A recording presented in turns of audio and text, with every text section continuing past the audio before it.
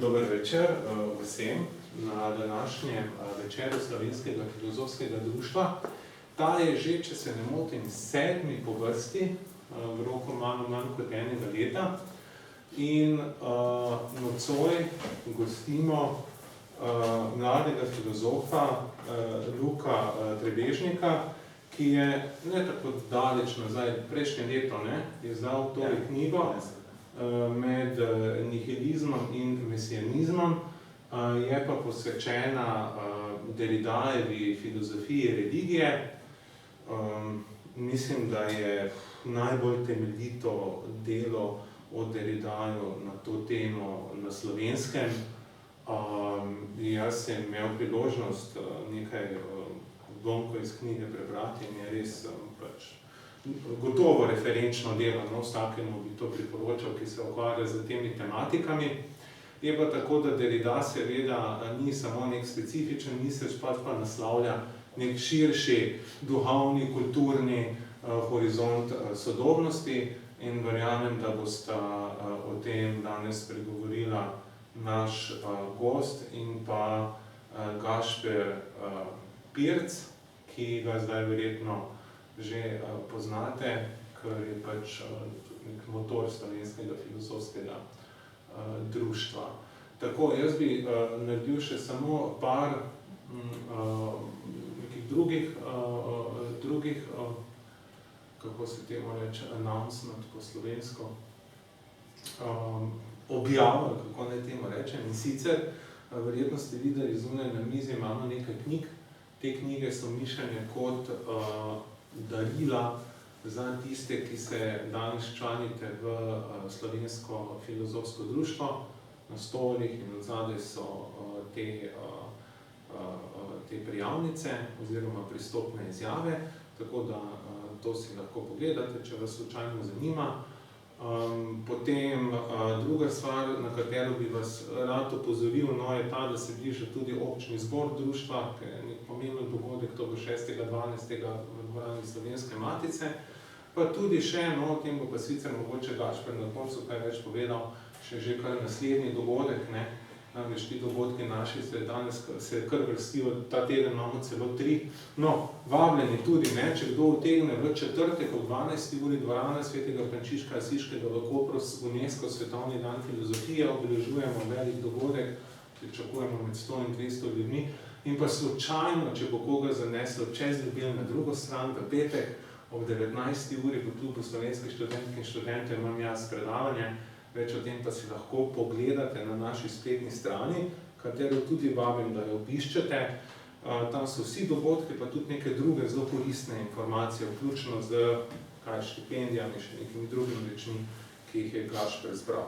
Dobro, ta tema, o kateri boste govorila, bo nedvomno bolj zanimiva od teme, o kateri zdaj govoričem jaz, tako da bom kar predal besedo Gašperju in ga prosil, da mogoče še dodatno predstavi Luko.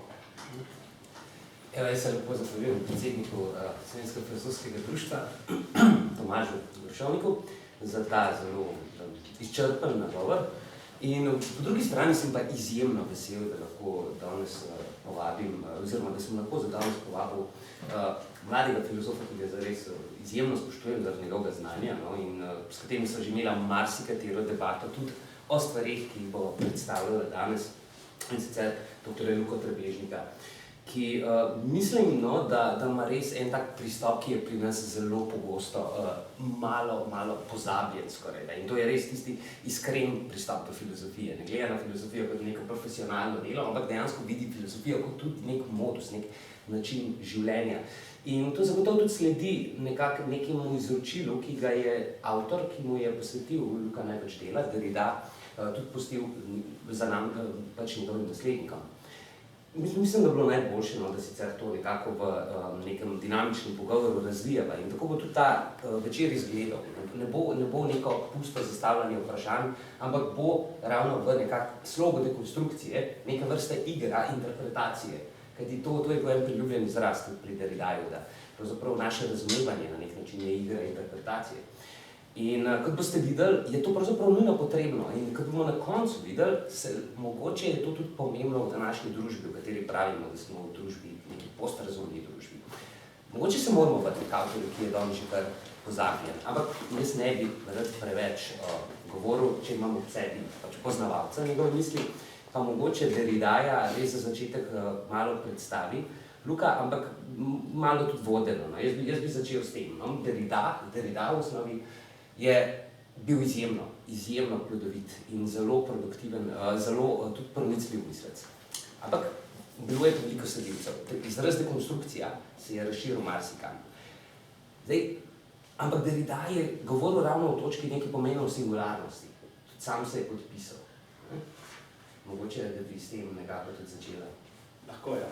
Najprej hvala, Gašper, za povabilo, za organizacijo dogodka. Hvala, Tomaž, za ves trud v obuditvi filozofskega društva. Sem vesel in počaščen, da lahko sodelujem na pogovornem večeru.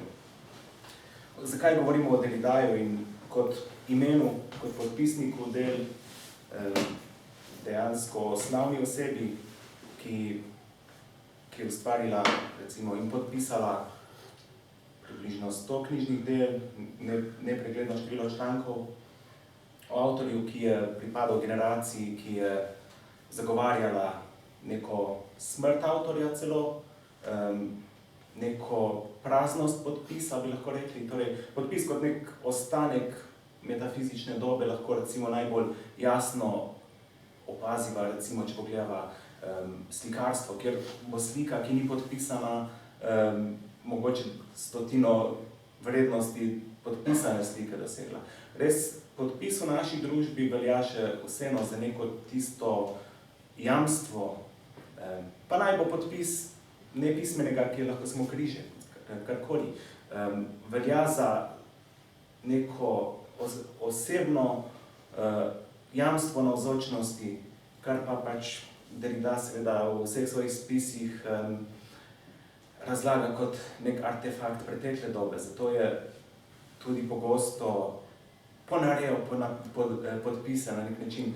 Eno od figur, ki jo uvedel, je iz pravnega besednjaka, sopodpis rečemo, kontrast nije, torej tisti podpis, ki jamči za pristnost podpisa. Ker kdo pa koncu jamči, da je podpis pristen, kdo pač ve, kdo je v resnici avtor knjige, kdo je zgolj podpis, ki bi naj bil nek garant, nek temelj prisotnosti, torej s tem tudi resnice in pristnosti. Po drugi strani deluje kot nekaj najbolj enostavno ponaredljivega. Torej je lahko neskončno prepisljiv, tako naprej. Ja. To se mi zdi zelo pomembno, ker ravno ta zapis je neka vrsta zareza v času. Podpis fiksira pač neko tudi osebno intenco avtorja. Ampak ravno to pač Derrida opozarja in njegova verjetno najslavnejša. Ena najslavnejših trditev je, ničesar ni izven konteksta, oziroma konteksta. Zdaj, mogoče, to bi bilo skoraj nujno, da na začetku govora o Derridaju malo pojasnila te reči. Te reči, ja, Derrida ni avtor, ki bi imel neke slogane, mogoče spevne krilatice, karkoli, kar bi bolj mogoče spadalo kako pop kulturo. Torej, zanimivo, da je bil vseeno tako slavn. Ampak ta izraz je pa mogoče bil vseeno tisti, ki se je ravno zaradi ambivalentnosti, nerazumljivosti in vsega tega prijel kot njegov slogan, karkoli. In ja, pač dobro si dopomnil, pač njegovo, to je v slovenskem prevodu v grammatologiji, je Uroš Grilč že prevedel, kot ne obstaja izven teksta. Zdaj moram še dodati, da med izven in teksta je vezaj, oziroma pomišljaj. Hkrati pa si dobro dopolnil, da gre lahko prav enako, to Derrida sam pove, bi lahko rekli izven konteksta. Kar pomeni preprosto, da je tekstualnost neka nezaključena igra, da je preprosto vse navzoča. In pa če recimo dam nek primer knjige, kar je ravno tisto, kar znova kritizira, pa če vzameva to, ki je kakršenkoli primerek že, ampak bomo vsi se strinjali, da je knjiga. Ima naslov, naslovnico, podpisnika, kazalo, tako naprej. Derrida pravi, da oznanja neko dobo, ki je konec knjige in začetek pisave. Kar pomeni, kaj sklepamo, ko vidimo knjigo? Seveda, pač vse te stvari, od kazala do mogoče literature, vsi razumemo nekaj s to knjigo, ampak po drugi strani je pa v ozadju neka enotnost avtorja, neka enotnost intence, neka enotnost smisla, podpisnika, neka garant zaključenosti, sklenjenosti, kar preprosto je vsa ta generacija filozofov, ki jih datiramo recimo v Franciji v 60-ih, na nek način proti temu se bojevala. Ker to je nek ostanek tradicije, neke mogoče celo nasilne tradicije, ki je zamejevala s tem, da preprosto, kar je bilo v knjigi, je bilo recimo predpis v šoli, pa tako naprej. Torej, je bilo nek program, je bilo gre za vprašanje moči, vprašanje zakonitosti, vprašanje preferenc, pa hkrati gre pa kot sama veva, pač ko ima marsikatero uredniško delo, pogosto zelo arbitrarna zadeva, kaj je na koncu v knjigi, kdaj je to nastalo, v kakšnem čudnem naključju se je to znašlo v knjigi in kaj še vse drugo bi moralo biti v knjigi. Nikoli ne gre za neke zaključene stvari, ampak pogosto so vsi drugi faktori in dejavniki tisti, ki potrujejo k temu, da se nek ta metafizično dojet enoten artefakt zaključi. Torej, ni mislec knjige, ampak pisave in to... No, se to mislim, da bo tudi omenila, ampak mogoče so bila malo prehitra, ker na začetku so dala neko Derrida je avtor, ki kar zahteva pravzaprav neko razrešitev, neko novo in novo dekonstrukcijo, neko igro, interpretacijo, tudi glede avtorja samega, ampak mogoče bi bilo tukaj tudi za tiste, ki sicer so zdaj majčkeno se spoznali s tem, kdo je avtor, bi jih pa tudi zanimali, tudi kaj pa pravzaprav, v kakšnem obdobju, v imenu si recimo pojavlja se v obdobju, skupaj z avtorji. In pogosto Derridaja jemljamo kot enega vodilnih predstavnikov tega, kar je mogoče malo neupravičeno reči postmodernizem. Drugi izraz, ki ga pa Derrida samo uporabi, je pa recimo nepodkupljivi. To so tisti, ki vedno znova pravzaprav iščejo, ki ničesar ne bodo prepustili recimo neki preprosti metafizičnemu sprejemu, ki bodo vsako stvar sproblematizirali.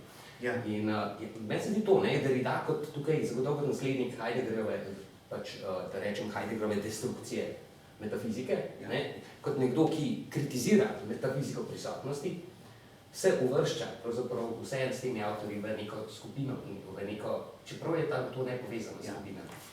Ja, hvala, da si me opomnil seveda, če se še celo vrneva k imenu, podpisu, pa tako naprej.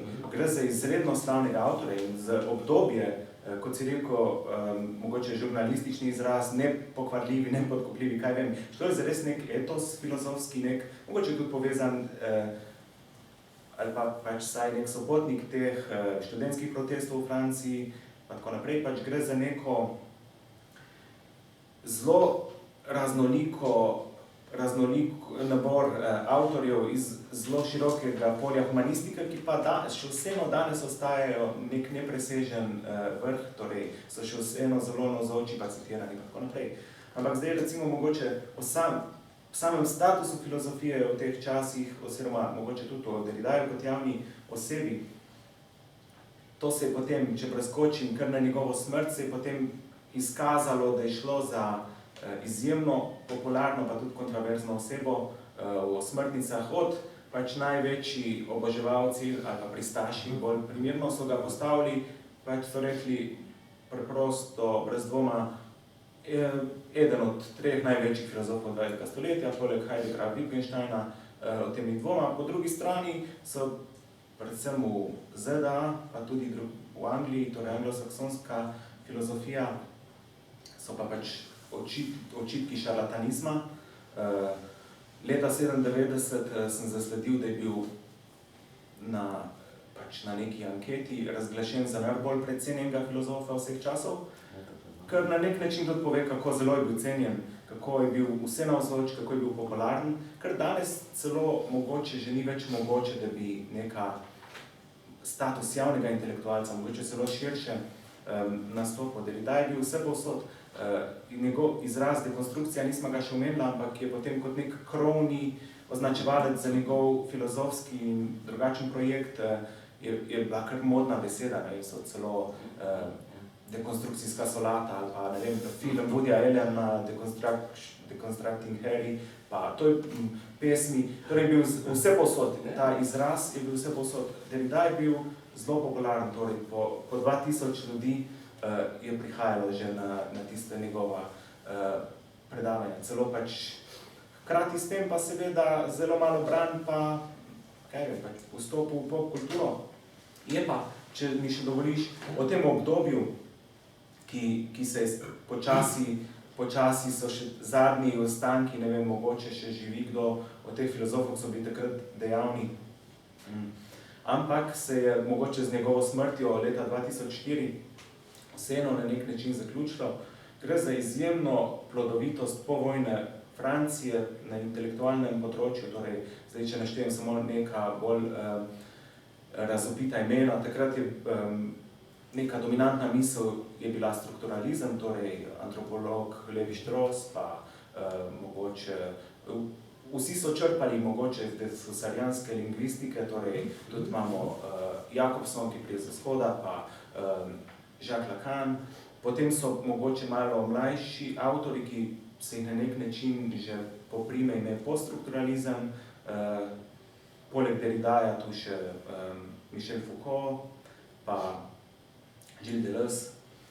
Lahko bi našteval zelo na široko, od pol, kot so antropologija in lingvistika, recimo Benveniste, pa literarna kritika Roland Barthes, ki je razglasil v svojem eseju na nek način smrt avtorja, kar sem že omenil, pa od nekih, recimo temu, bolj neortodoksnih literarnih filozofskih poskusov od tega novega romana. Torej, gre za neko, mogoče celovito misel in v tem smislu, da je odziv na tako na tisto prvo povojno generacijo, francosko, recimo Sartrom, pa tudi mogoče Levi-Strauss še spada v tisto, pa hkrati, da že anticipiramo neko to postmoderno kulturo, ki se je pa tudi dotaknila, s tem, da nihče ni rad uporabljal teh izrazov, ker so zelo ambivalentni. Vemo za izraz postmodernizem, da je najprej se pojavil v arhitekturi in potem analogno pripenjal tudi na druga področja. Tako, ja. On je bolj v sociološki analizi prepoznal našo družbo kot postmoderno, ki pač in jo definiral zelo enostavno s tem, da ni več nekih meta pripovedi, torej, da ne verjamemo več v neko veliko zgodbo, da preprosto naša družba je sumničava do vseh teh tradicionalnih razlag, kot so bile pač najsi bodo religijske ali kakve drugačne ideološke, ki so do takrat po Ljutarjevo vladali. Mislim, da tega se bo še zagotovo morala dotakniti, ampak mislim, da so pa tudi že začela z eno izjemno pomembno temo.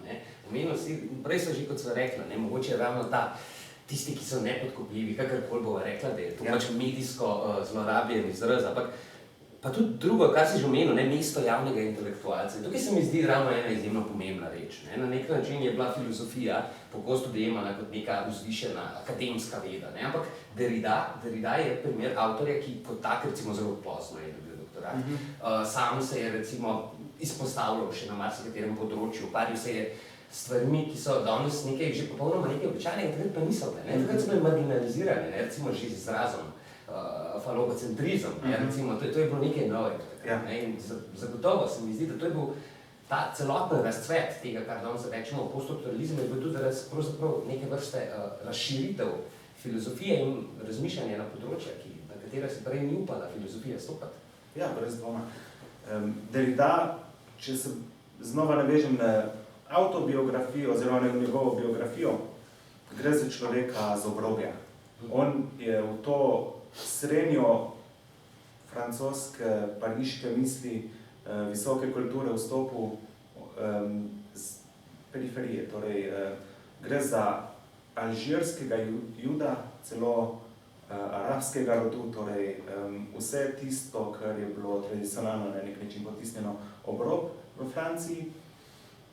In že mogoče potem, to je zelo enostavna potem povezava, ampak tudi sam se je vselej postavil na neko to obrobno zavzemo za molčano v tradicionalnih diskurzih. In ja, omenil si falogocentrizem, to je danes, ja, tako si rekel, preprosto najbolj mogoče priročen argument, da pokažemo zelo krivično neprezentiranost ženskih principov, ženskih počel, ženskih, mogoče oseb, karkoli v določenem diskurzu, ampak Derrida je to mogoče res prvi, ki je tradicionalno filozofijo z tega zornega kota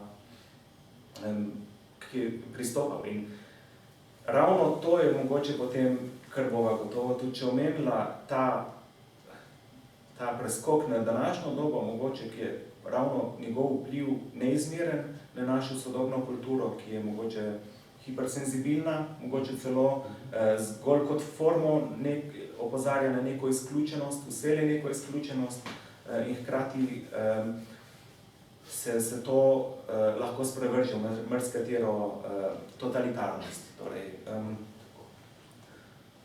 jaz mislim tukaj, no, to se bova zagotovo dotaknila, ko bova tudi malo njegove sledilce pogledala, ampak zdaj pa recimo pojiva še malo nazaj. Ne? In, leta 1966 na Univerzi John Hopkins poteka ena slavna konferenca o strukturalizmu, ki je pravzaprav na nek način Derrida, no, tukaj je zanimivo ravno njegov vlogo vzpostaviti. To je bila konferenca, na kateri naj bi potrdili vrednost strukturalizma, ampak Derrida na nek način že takrat zanika pravzaprav neko res moč, neko veličino strukturalizma in to je neka vrsta rojstva poststrukturalizma in naslednje leto izda 3 ključna dela.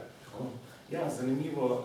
Znova, ne morava si pomagati, da se vseeno na neko kronologijo tu sklicujeva, kdaj so misli nastale, ne moramo vedeti, lahko pa vsaka knjiga pa beleži res, kdaj je šla in Derrida je 3 prva dela izdal v istem letu in to so vsa 3 monumentalna, mislim, da si že omenil o gramatologiji, potem je še to Glas in fenomen in zbirka esejev, ki so poprej šli Pisava in razlika. Celo eno leto prej je pa zgolj kot rezerva recimo bil poklican na neko zelo odmevno konferenco na Johns Hopkinsu, kjer je bil res se vse pripravljalo, da bojo kronali recimo strukturalizem in tudi Jacquesa Lacana kot neko avtoriteto ne samo francoskega intelektualnega prostora, ampak tudi pač v ZDA. In to je res rojstni datum, rojstni kraj dekonstrukcije v ZDA, ki je potem celo bolj plodovit razcvet doživela kot pa v Evropi. Ja, in Derrida je tam s svojim prispevkom, ki je potem v knjižni obliki oziroma objavljeni obliki naslovljen z Igra, struktura in diskurs v humanističnih znanostih. Tam zelo poglobljeno analizo strukturalizma, posebej Levi-Straussov v antropologiji, ki je seveda, koliko je znano, ne vem, ne bom se preveč poglabljal, ampak preprosto deluje na opozicijah, na neki vpetosti, recimo mitov v strukture. Miti ne pomenijo sami od sebe, ampak v odnosu do drugih, pač vedno so opozicije in če ni narava, potem je kultura in obratno. Zelo neka rigorozna, to tim je strukturalizem na nek način, ki izvira iz, kot sem prej rekel, socialijanske lingvistike, ampak Derrida pokaže, kako je veličasten prispevek strukturalizma, tudi ki je korenita kritika tradicionalne filozofije. Strukturalizem je zavrnil ves pojem središča, ves pojem vseh teh privilegiranih konceptov, ki so vladali zgodovini filozofije. Naj se je šlo za arhe, karkoli, energijo, telos, karkoli. To je bilo neka vstopna točka, neko središče. Strukturalizem navidezno prelamlja samim pojmom središča. Derrida pa pravi, da dejansko na nek način pa pojem strukture privzame to funkcijo središča, dominanten, nek, recimo temu, nek proces inteligibilnosti v samo točko. Neka substanca. Tako, ja, nekaj oprijemljivega in nekaj, kar lahko razloži vse drugo. In To je recimo neka Derridajeva kritika strukturalizma, česar se potem prime izraz poststrukturalizem, kjer opozicije strukturi Derrida in potem tudi drugi postavijo dogodek. Torej dogodek nekaj povsem nepredvidljivega, nekaj, kar je vedno v prihajanju, kar je z ničemer še ni navzoče tu, je tisto, torej to potem kot neka formula velja strukturalizem, struktura in poststrukturalizem kot radikalno zanikanje strukturalizma ponuja oziroma zagovarja dogodek kot nekaj, kar vedno beži strukturi in ni strukturno pogojeno, ker še enkrat Levi-Strauss dejansko lahko tudi prihodne mite proizvede strukture. Dogodek mita je vedno strukturno pogojen, torej medtem ko poststrukturalizem pa ravno neko drugost, povsem heterogenost tej strukturi. To, kar je pravzaprav na nek način vedno tudi že marginalizirano, vsaj v neki metafiziki prisotnosti, to je bil nekaj njegov priljubljen izraz, ki ga je nekako Heidegger, pravzaprav kritike metafizike prisotnosti. In se mi zdi tukaj zelo zanimivo to, kar so že prej rekli. Prej nisem govorila samo o nekih identitetah, recimo o nekih skupinah ali pa na družbeni ravni. Zagotovo tudi že v samem tekstu Derrida pravzaprav odkriva tiste zamolčano, tisto odsotno. Odkriva to, kar prej nismo mislili. In druga problem je seveda čas. Vse je v času, vse je v kontekstu. Ničesar ni samo dano, samo prisotno. Ja, to je več aspektov Heideggerove kritike, metafizike kot, ona reče, ontoteologije in pa hkrati tudi potem metafizike prisotnosti. Mogoče to dobra istočnica, da nakratko orišem sam izraz, dekonstrukcija, ki je dobesedno prevod Heideggerovega projekta oziroma izraza destrukcion oziroma abav, kar je še celo sam Heidegger prevaja Lutherov izraz. In oba, in Luther in Heidegger, to tretirata kot neko orodje, mogoče ne gre seveda za golo negativno gesto, za neko razbivanje, ampak gre za mogoče zrahljanje nekih struktur, da pridemo da odstranimo neke nasedline. Recimo Luther bo dejal, da je neka grška filozofija zameglila pristno izročilo, Heidegger mogoče obratno pravi, da je ravno krščanska metafizika pa potem tudi kasnejša grška filozofija, tiste zgodne izvire, kjer je bit najbolj sjajno sijala, recimo, zaprej. Tukaj Derrida potem na nek način prevzame njuno gesto, v francoščino prevede izraz kot dekonstrukcija, oziroma to se je potem prijelo. Kljub njegovem nasprotovanju ni želel imeti nekih krovnih izrazov za te projekte. Pa zdaj, če se vrnem k sami zanimanju za obrobno, za marginalno. Ravno metafizika prisotnosti preferira seveda tisto, kar je recimo tu, kar lahko obvladamo, kar je navzoče v tem, da pač od vseh časnih modusov je prisotnost, sedanjost tista, ki edina šteje na nek način. Potem pa Derrida ravno z neko afirmacijo prihodnostnega postavi pod vprašaj ta korpus misli. Zdaj, če se vrnemo k dekonstrukciji, težko bi rekli, da gre za metodo, po drugi strani je pa gotovo pogojno rečeno, vseeno kritika. Je neko, tako ko si rekel, najbolj očiten znak je mogoče opozarjanje na zamolčano, opozarjanje na izključeno. Vselej se neka identiteta, neka celost, neka mogoče celo utvara enotnosti ustvari na račun, pa celo nujno na račun nečesa, kar potem je izključeno oziroma je puščeno ob strani, pa naj si gre to na nek način Derridajeva poanta je pogosto tekstualna, ampak prav lahko tudi kakšne komunitarne projekte pa tako naprej tukaj razumemo, ker vselej že sam ta izraz komunijo, amunus, seveda ima hkrati neko skupnostni element, pa hkrati tudi obzidje, torej vseeno se lahko skupnost konstituira samo na ta način, da pušča ljudi, ki so torej prek negacije. Vse to je mogoče res zanimivo, ta negacija pravzaprav. In tukaj zagotovo sledi nekemu toku, ki je se začel že s Kierkegaardom, in ki potem tudi kasneje prek Nietzscheja, prek Heideggerja, ki upozarja pravzaprav na to, da rečem, skoraj da agresivno ali pa skoraj da tiransko, da rečem, domevanje razsvetljenstva, ki poskuša vse, nekako brez opozicij, ki poskuša vsako stvar dojeti, sprejeti. In on je še bolj radikalen tudi.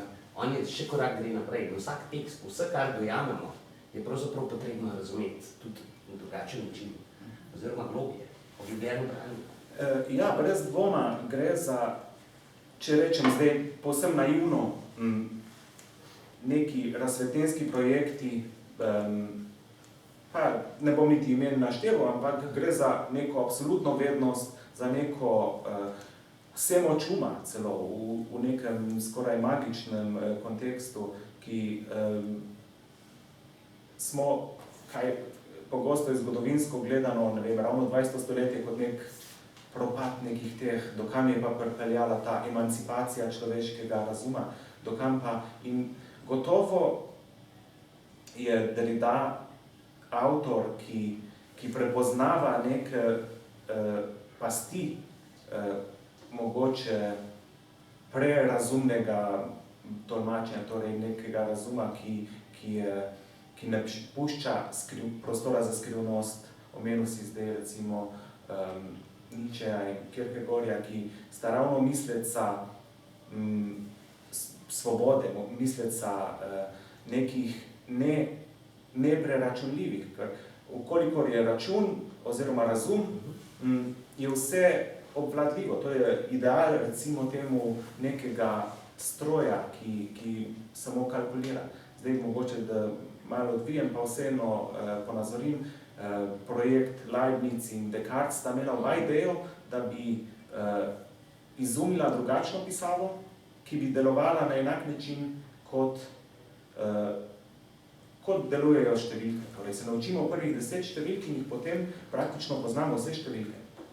Na ta način sta sama težila k vednosti, torej, da bi se jezik sam od sebe pisal, da bi sam od sebe nastajal, da bi črke na enak način funkcionirale. Torej, poznamo osnove in potem je program že, kot je mogoče v zadnjih desetletjih, ki imamo računalniške programe, ki se učijo sami.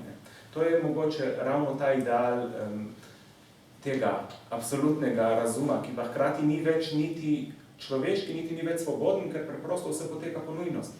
Mislim, da si začel z eno zelo pomembno točko, ker pravzaprav, kar pa Derrida opozarja, je pa ravno ta singularnost, tista, ki je ključna. Ena najlepših definicij, čeprav vprašanje, kako smo lahko pravičeni do tega, da rečemo, da je neka svoja definicija za Derrida, ampak je pravzaprav, da je dekonstrukcija kot postopek, na katerega besede Derrida, da je pravzaprav pravičnost, da je pravzaprav pravičnost sama. In to v obeh pomenih, potem so dotaknila nove etike, ampak tudi v pomenu tega, da pravzaprav naredi, da prikaže tekste na način, kot si zaslužijo biti prikazani. In tukaj je res tudi mogoče ta svoboda, to prej neslišano, ki si omenil pa Nietzschejevi Heidegger, se pojavi. Ja, se strinjam povsem. Gre za, kot prvo, seveda, vselej pri Derridaju moramo biti previdni, ne gre za definicije, vselej piše izmuzljivo, prečrta kakšno stvar, je dal narekovaje, oklepaje, tako naprej, ampak ja, gre za včasih mu pa vseeno uide kaj takšnega, kot je ta izraz v tem besedilu, ki ga je podal konec 80-ih, ki je bil na pravno fakulteto v ZDA povabljen in reče, da dekonstrukcija je pravičnost. In ravno dobro si navezal to, govori ravno o tem, kako so, v kakšnem razmerju oziroma kako so konstituirani zakoni. Zakaj zakoni funkcionirajo, kje je njihova podlaga. Recimo, če zdaj se navežem na prejšnjo razmišljanje, nek sodnik, ki dobi nalogo, da razreši neko vprašanje krivde ali pa odgovornosti oziroma da razsodi nek pravni proces, ta sodnik ne more nikoli priti do gotovosti, ker potem bi praktično to bila nesvobodna odločitev. Vselej gre, kajti zakoni so vselej prigodni, so stvar neke konkretne zgodovinske situacije, so spremenljivi, so ravno, pogosto vidimo, da sodnik razsoja recimo, pa imamo grški koncept epikeje in tako naprej, razsoja proti zakonu, pa v nekem duhu, recimo človečnosti ali duhu zakonodajalcev, kar pomeni dejansko epikeja. In Derrida zakonom, ki so postavljeni, ki so konkretna zgodovinska dejstva, zoprstavi pravičnost, ki pa ni nikoli zares prisotna in je lahko deluje zgolj z odsotnostjo in je vselej v prihajanju. To je vedno Derrida tem svojim konceptom pridoda, da so vedno v prihodu, torej da so prihodnostni, da so ne povsem tu, pa hkrati delujejo na nek način, ravno zdaj, če se navežem na ta koncept metafizika prisotnosti. Stvari, ki niso tu, dejansko lahko bolj močneje jih čutimo, močneje delujejo, kot pa stvari, ki dejansko so. Torej, pravičnost kot nek nikoli dosežen ideal, pa hkrati vedno neka smer, katerim se zakoni prizadevajo. Pa to niti ni tako revolucionarna neka teza, vse to vsi že ne vem, kantovski regulativni ideali in tako naprej, ideje so takšne, ampak Derrida tukaj uvede še koncept neodločljivosti in pa nedokonstruktibilnega. Torej, neodločljivost je ravno to. Sodnik, ko bo sprejel razsodbo, bo ta razsodba je po Derridaju nujno nemogoča. Ker preprosto, če bi šlo za neko logično mogočo razsodbo, bi preprosto sodnik niti ne bi bil potreben. Bi lahko tudi kakšna naprava potem razsojala. Mogoče smo tukaj blizu tej srednjeveški kazuistiki, kjer so brali spovedniki neke prestopke in ga je poiskal v knjigi in je povedal, kakšna kazen mu odgovarja. Ampak neodločljivost je nekaj, kar mora vsaka odločljivost prečkati. To ni zdaj negacija oziroma opozicija odločitve, ampak je predpogoj, da do odločitve pride. Torej, odločitev mora po Derridaju v tem eseju prečkati to paralizo, bi lahko celo rekli, neodločljivega. To neodločljivo je dejansko znova nek Kierkegaardov koncept in je mogoče jasno viden tukaj nek ta bližina tej eksistencialni misli pa tako naprej. Kierkegaard potem govori o skoku vire, o nekem skoku v neznano, preprosto razum lahko pride zgolj do nekih predveri tega, kamor potem pač ne moremo, ne da bi trčili v neke antinomije pa tako naprej. Mislim, da si zdaj pravzaprav prišel na eno od najpomembnejših točk danes. Namreč, tudi v tvojem tekstu se pogosto to pojavlja, moram takoj povedati, se še enkrat krilo, ker bo potem se še malo kasneje dotaknila, ampak tudi v tvojem tekstu se pogosto pojavi predvsej pravzaprav poudarka na tem vprašanju, tudi pravičnosti, na vprašanju neodločljivosti. Ampak še druga stvar, ki se je pa še bolj načela, marsikateri, da rečem, raziskovalec Derridaja bo pripomnil, čeprav je to malo sporno, moram takoj reči, da sledi pri Derridaju nekaj vrste obrat v koncu 90-ih, v koncu 80-ih, začetku 90-ih. In to je obrat k etiki in politiki, ki sta bila prej nekoliko. In tukaj mogoče najprej poveva nekaj o tem, da Derrida ne velja za političnega avtorja, vsaj ni do konca 80-ih. Kaj se potem zgodi? Ja, ta teorija o dveh Derridajih je kar ustaljena, oziroma jaz sem tudi v tem delu temu malo nasprotoval, ker Derrida ravno ni avtor nekih shem, oziroma če gre za prelome, gre za nešteto in tako naprej, ampak ja, je pa očitno nek premik fokusa k malo drugim temam. Če sem govoril na začetku, torej v zgodnjih 60-ih in potem vse do recimo konca 70-ih, če pretežno njegova misel se posveča jezikoslovju, mogoče, seveda so implikacije teh jezikoslovnih problemov precej širše, ampak potem je jasno, da se mogoče tudi zaradi marsikaterih očitkov o neki, recimo, pasivnosti oziroma v neki nerelevantnosti, v neki akademskosti, posveča predvsem bolj konkretnim problemom. Ja? In ta koncept pravičnosti je že tako, da je pač vstopil celo v nek pravni diskurs, poleg tega se je posvetil recimo vsem tem nekim konkretnim primerom, recimo to je potem še kasneje v obisku Južnoafriške republike o pojmu odpuščanja, pa recimo imamo na voljo tudi neke bolj religijske teme se potem odpirajo v njegovih besedilih, pa govori ogromno o gostoljubju, ki je neka večna tema, ampak vseeno se danes kaže z izjemno aktualnostjo, tudi njegovi spisi so mogoče tu najbolj pomembni za sodobnost. Potem je odpiral seveda raznolika etična vprašanja, od vprašanj, ne vem, pravičnosti do živali, do se angažiral ob vprašanjih jedrskega oboroževanja. To je seveda sovpadalo s kubansko jedrsko krizo, pa potem podpiral razne disidente, od palestinskih do čeških v tistem času, takrat so ga celo aretirali. Na obisku v Pragi so mu potaknili neko drogo in ga zadrževali in šele na posredovanje francoskega predsednika Mitterranda so ga takrat potem izpustili. Gre pa ja, brez dvoma gre za spremembo, ni pa, kakor jaz recimo zagovarjam v knjigi, ne gre niti za prelom, da bi zdaj stvar bila mogoče negacija celo kakšne zgodnje misli, ampak gre za neko jasno nadaljevanje, kolikor je lahko pač spet avtorju, ki je namenoma vedno izmuzljiv pa tako naprej, ampak da so zametki teh tem, recimo vprašanje daru ali pa tudi ti o pravičnosti, da se jih da celo že v zgodnjih spisih, mogoče kje v kakšni opombi pa tako naprej locirati.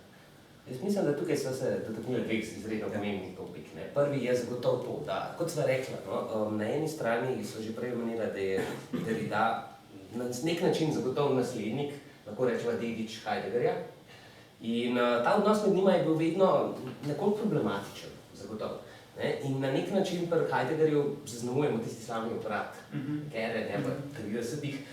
Mogoče na nek način, ali lahko nekaj podobnega rečemo tudi v obratu pri Derridaju, a je to neustrezno. Druga stvar, ki bi se vrnila, je pa seveda Levinas. Levinas, ki je bil tudi, kjer je bil zadnji bil tudi Heidegger, recimo neka ključna oseba. In Levinas zagotovo je neka izhodišče za derridajansko logiko. Tako etiko predvsem, ja. Imaš povsem prav.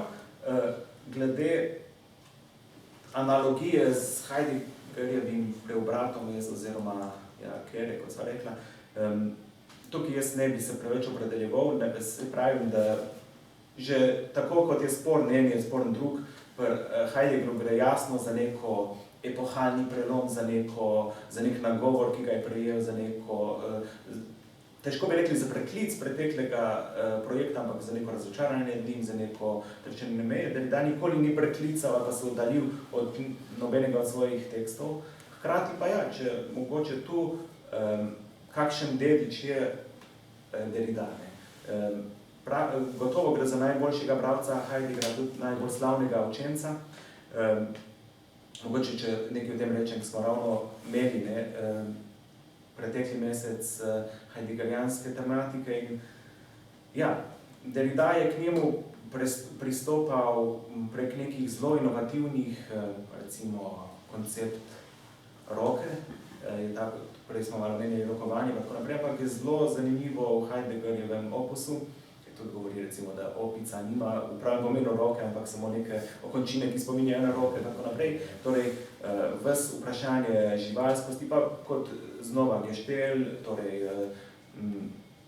pa tudi gešleht, torej nek spol, dazajna, pa tako naprej, potem vprašanje marginalizirane. Tako, ja, to mogoče, če zdaj vseeno, to je res klasično, kar bomo našli pri Derridaju, kako Derrida pristopa, vzame nekega avtorja, v tem primeru Heideggera, in ponavadi vzame res, ne bo vzel, no, ni pravila, ampak pogosto se tako pripeti, da vzame res nekaj povsem zanemarje, nekaj spise, ki so veljali za manj vredne, za mogoče celo slabe, za nerelevantne, nikoli tistih klasičnih, seveda tiste klasično potem osvetli z nekega drugega zornega kota, ampak celo teme, ne, kot je recimo pisava v odnosu do govora, to je zgodovinsko nezanimiva tematika. Ne. To je preprosto nek konsens vladal, da je pač govor tisto, kar je bližje duši in pisava je potem posnetek govora. Torej, gre za neko derivativnost in Derrida pa potem ravno v nekih teh obrobnih, klasičnih metafizičnih tekstih to, k temu pristopa. In odnos s Heideggerom, ja, če se k temu vrnem zdaj, par je ključnih, pač on se nikoli ni od njega distanciral, hkrati pa bral zelo pač najbolj korenite kritike, kar smo jih zasledili, so praktično Derridajeve in potem se ga je seveda tudi asociiralo, mogoče preveč z njim, tudi v neki tej, kako bi rekli, škandalozni politiki, kar je pač takrat sovpadalo tudi z drugimi aferami in je Derrida bil, tako kot sem rekel, pač že v neki točki izjemno idealiziran, pa tako naprej, pač izjemno popularen, slavn filozof, hkrati tudi tarča raznolikih napadov. In takrat odkrita neka razmerja Heideggera z nacizmom so bila zelo priročno orodje, da so ravno kar grobi napadi sledili na Derridaja. In seveda, zdaj, kakšno je razmerje, kot sem rekel, ne, pri Heideggeru gre gotovo za neko nostalgijo po vračanju k zemlji, k vračanju k pristnem, bistvenem jeziku, k izvornem, k nekim zametkom grške ali pa mogoče nemške misli. Derrida je praktično tu povsem drugačen. On nima neke nostalgične misli, ampak je vedno usmerjen v prihodnost. Ravno že v prej omenjenem besedilu, kjer kritizira Levi-Straussa, kar ravno kritizira na tem področju tudi, da je pač nek v Rousseauovskem duhu sanja neko vizijo nepokvarjenega divjaka, nekega izvora, neke čistosti, v kateri bi se mogoče že izgubljenje ali pa mogoče kot ideala. In Derrida pač vedno na takšna stališča odvrne, da čistost seveda nikoli ni obstajala, vedno je že izvorna kontaminacija, da izvor je že vedno deljen, tako naprej. Torej, za razliko od Heideggera, ki je v vseh teh ozirih zelo konzervativen mislec, je Derrida tukaj povsem obraten. In jaz mislim, to je tudi zelo zanimivo, ker eden najslavnejših učencev Derridaja, Jean-Luc Nancy, je pravzaprav zanimiva osebnost iz tega stališča, da po eni strani heideggerijanski, po drugi strani je vsaj, da rečem tako, dekonstruktivist, no, če lahko tako rečem. In on, recimo, na drugi strani imel dokaj podoben odziv na Heideggerja, ampak kar je bila ena njegovih ključnih točk, je pa ta zanikanje neke izvorne skupnosti pri Heideggerju. In to je nekaj, kar bi zagotovo se Derrida takoj podpisal. Se pravi, tudi že ta prehod na politično raven že s pomočjo branja teksta. O Nancyju gotovo zelo pomembna figura v Derridajevem življenju. On je edin, kot zanimivost, edin živ avtor, v katerem je Derrida napisal monografijo. Torej, edin sodobnik. Nancy in Lacoue-Labarthe sta ogromno naredila za Derridajev ugled, organizirala prve pomembne konference o njem, o političnem v Derridajevi misli. In pogosto je Nancy potem se posluževal tega koncepta dekonstrukcije. Zdaj, za kakšnega dekonstruktivista gre, tukaj se bom zadržal, ker preprosto je preveč raznolik avtor, da bi lahko enoznačno, ampak ja, o skupnosti pa pač njegova teza Nancyjeva namreč je, da kolikor je skupnost zgolj ena, potem se ves ta biti z nek konkretni, ravno to, kar očita Heideggeru, da spregleda prvotnost tega Mitsein, da je ravno to tisto, kar je porinjeno na strani. In tukaj smo pa blizu tudi drugim nekim političnim mislecem, ki pa mogoče bolj iz Deleuza in Foucaulta izhajajo, recimo v mislih imam Negrija in Harta, podobno neko pluralnost, multitudo, tako naprej. Zelo blizu te misli, seveda je pa Nancy, kot se je rekel, precej bolj politično angažiran, blizu marksizmu, tako naprej, kot pa Derrida, ki nikoli ni kandidiral, recimo tako, nikoli ni podprl določene stranke, vselej ustrajajo na neki neodločljivi poziciji, bi lahko rekli, ker je mogoče marsikoga motilo, ker gre vseeno, so ravno ti očitki, kaj pa zdaj ponuja ta filozofija čiste odprtosti, čiste neodločljivosti, večne igre, razlik, interpretacij. Nažalost je tako, da je ta enak očitek doletel vsako neko filozofijo, koliko je demitologizirala, razbila neke prejšnje malike, konceptualne in drugačne. In preprosto je ravno to, kaj pričakujemo od filozofije, kaj bi lahko sploh ponudila, normativnost, tako naprej, kaj Derrida seveda je subtilen avtor, ki ne bo programa ponujal, pač, ker je sama negacija neke njegove, recimo, temo pogojno ontologije. Ampak ta očitek je pa znova mogoče preveč, oziroma docela zgrešeno. Sej preprosto ne gre za, tako kot v zgodnjih spisih je in naprej je dekonstrukcija vseeno, kot smo že naznanila, delovala etično, politično in tako naprej. Preprosto ni pa seveda nekam direktno v tem nekem splošnem smislu normativna misel, ki bi bila konkretno politična.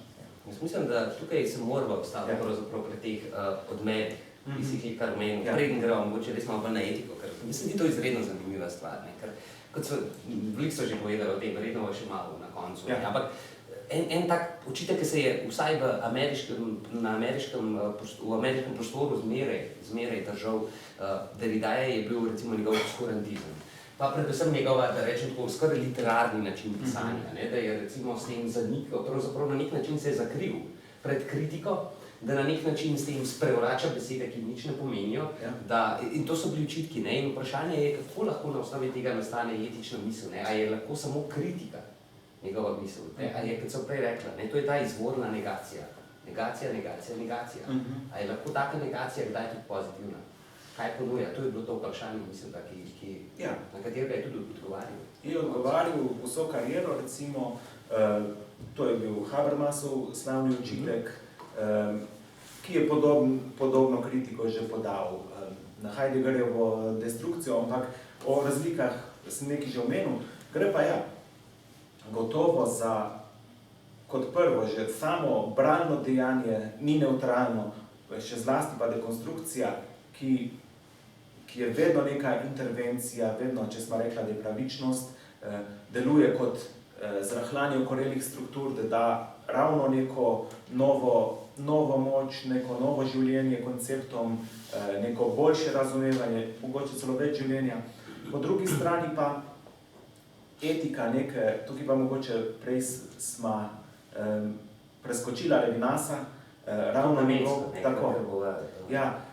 njegov koncept obličja drugega postane nek velik zgled Derridajev, kar je, da preskoči mogoče od čistih nekih literarnih problemov k nekim zelo etičnim izrazom.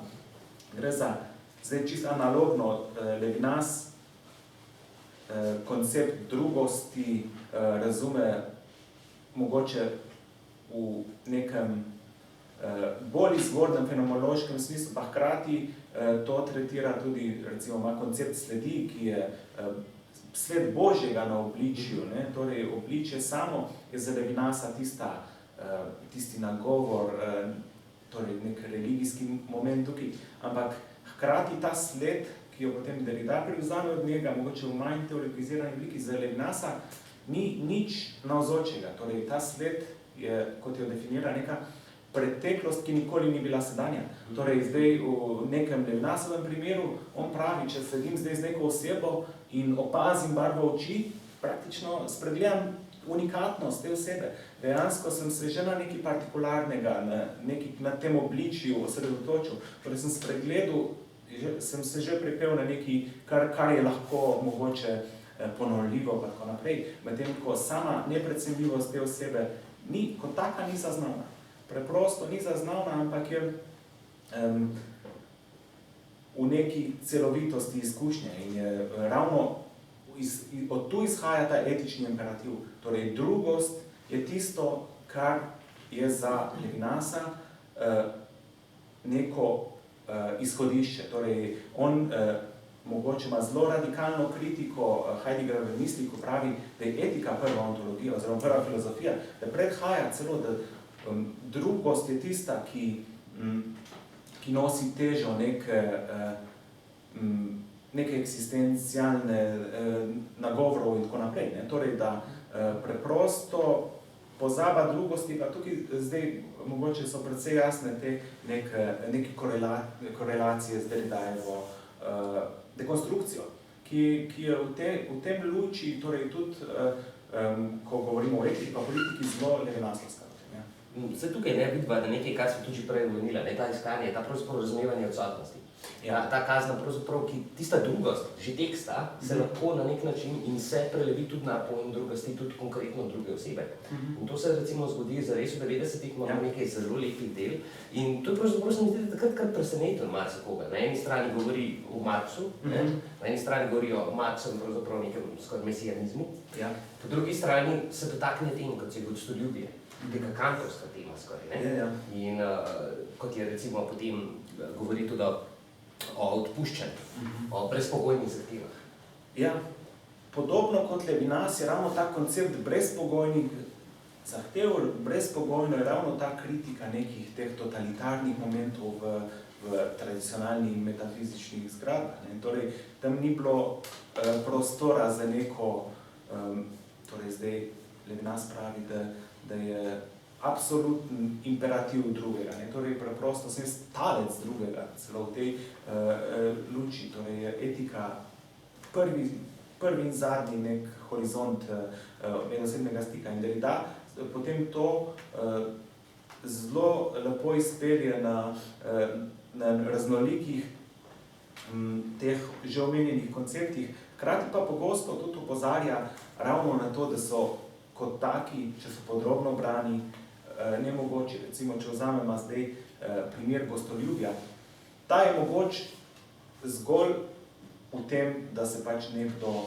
od nekoga gosti brezpogojno. Torej, ukolikor jaz zdaj gostim nekoga pogojno, naj si bo, da rečem, no pa si sezujte čevlje pred vrati ali karkoli, že v tem primeru sem že jaz neka oblika hotelirstva ali karkoli lahko rekli, torej že dobim neki zameno, torej sem že jaz tisti gospodar, ki postavlja pogoje, torej že ne govorimo več o gostoljubju, ampak v neki obliki, recimo zdaj popularnih Airbnb, karkoli, jaz pač postavim zakon hiše.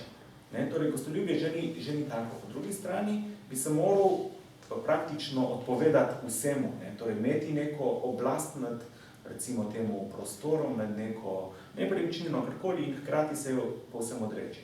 In gostoljubje kot tako je potem dejansko nemogoče, ker da bi lahko se odrekel in hkrati še naprej deloval kot gostoljuben, to ne gre. In podobno, recimo, omenil si odpuščanje. Mogoče, da bi rabo še omenila Dal. Dal se mi zdi ena taka izjemno, sem sad danes je pomembna.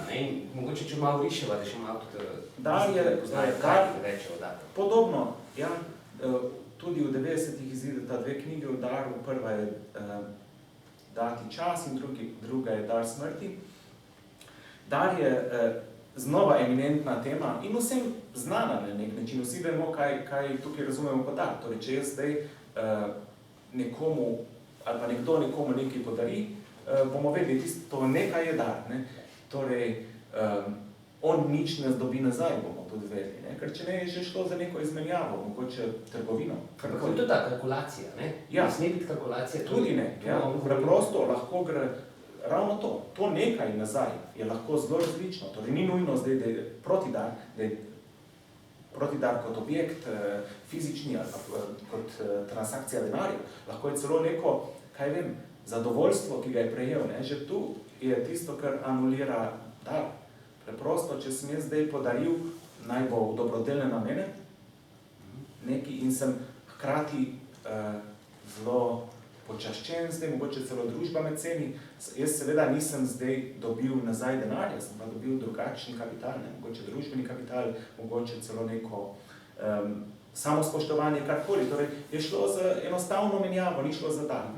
Ker dar, kot pač ga vsi razumemo, mora biti takšen, da tisti, ki podarja, ne dobi nič nazaj. Ampak to je zelo težavno, ker tudi, ne vem, sama zavest, da sem jaz nekaj dal, bo že tisto, kar sem nazaj prejel. Torej, bi naj šlo celo za pozabo, ne? Pravi Derrida celo, da niti naj ne bi šlo za pozabo v tem psihoanalitskem smislu, ker tudi potlačeno se lahko vrne. Torej, dar kot tak pravi, da je nemogoče. Ali gre tukaj mogoče, mislim, tukaj se seveda postavil ta vprašanje, ki so ga tudi njemu postavili. A nismo na tej na eni točki, ko pravzaprav res ne moremo, ko moramo, da uporabim njegov besednjak, prečrtati, prečrtati to besedo, možnost tega koncepta, kot recimo pravičnost, kot je odpuščanje, kot je dar, ker so nemožni, če se pravi. Kaj lahko naredimo z njimi? Pogoji, tukaj čist, zato so tudi Derridaja kot mogoče transcendentalnega filozofa, dejansko so pogoji možnosti daru, sovpadajo s pogoji nemožnosti. Torej, tisto, kar v samem daru je nekaj, kar deluje tako, da ga uporabi izraz autoimuno, torej, da ga neka klica razkroja je že v njem. Ampak po drugi strani ravno Derrida tukaj tvega neko kontradikcijo pogosto in performativno pravi, ne? Ja, vseeno, dar ne obstaja, oziroma pravi, se moram popraviti, dar je nemogoč, ampak nikoli pa ne reče, da ne obstaja. Obstaja kot nemogoč. Dejansko dar, pravi, celo tvegajmo, darujmo karkoli, ne? Ali pa odpuščajmo, ali pa bodimo gostoljubni. Torej, kljub temu, da je ta stvar nemogoča, obstaja kot nemogoče. Koncept nemogočega pri Derridaju ni negacija možnosti oziroma mogočega, ampak je nek nov modus eksistence mogoče. Ja?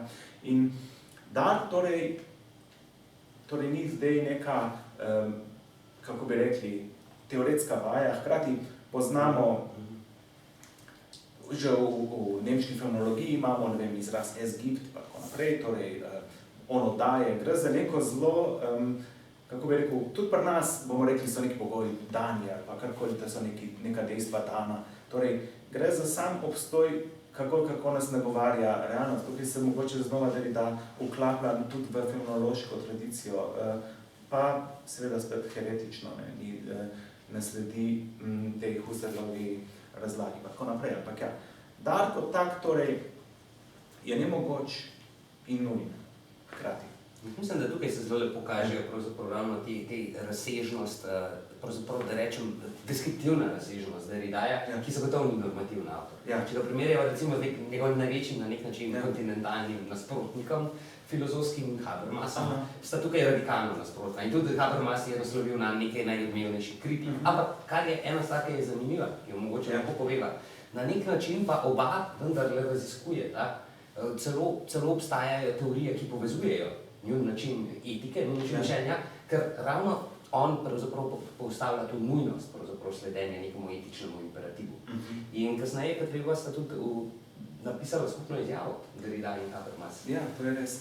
Dejansko so Derrida nikoli ni bil, ne vem, nek nasprotnik Habermasu. Če gledamo zornega kota odnosa do razsvetljenske misli kot nekega recimo malika, Habermas se rad ponaša z nazivom, da je poslednji razsvetljenec, da zelo rad zagovarja neke te ideale in Derrida pač nastopa kot nek grobar, celo bi lahko rekli, te zahodne metafizične misli, kar smo že tudi v neki meri orisala danes. In z tega gledišča sta si seveda, ne more biti drugače nasprotna, ampak po drugi strani seveda je tudi v tej skupni izjavi druge jasno, da zagovarjata praktično iste ideale. Kjer mogoče pogosto s Habermasove strani, če malo poskušam zagovarjati Derridaja, je pogosto šlo tudi za poenostavljeno razumevanje Derridaja, oziroma ga je razumel v nekem tem bolj smislu, kot so ga drugi interpretirali, ne pa kot je sam pisal v teh stvareh, torej kot nekoga, čigar misel je zgolj negacija, torej, ki ne ki je čista destrukcija in neafirmativna misel. Ne. V tem delu pa ravno uporabim ta ničejanski moment v Derridajevi misli kot tisto prosto igro označevalcev, kot tisto afirmacijo, neko veselje, neko, to je ravno tisto nihilistični moment. Ne. Tako da ravno gre pa seveda Nietzsche kot figura, ki že je kritik razsvetljenske misli in je pogosto ravno pri teh najbolj takih odmevnih kritikih Derridaja, torej si omenil Habermasa in podobno Gadamer, tako naprej. Ravno Nietzsche tist kamen zlatike, ki ločuje ti dva diskurza, ki pa pogosto nista niti tako nasprotna si med sabo. No, se to je zanimivo, ne? Zdaj si ravno prišel k eni točki, ki mislim, da se moramo nujno dotakniti. Ne?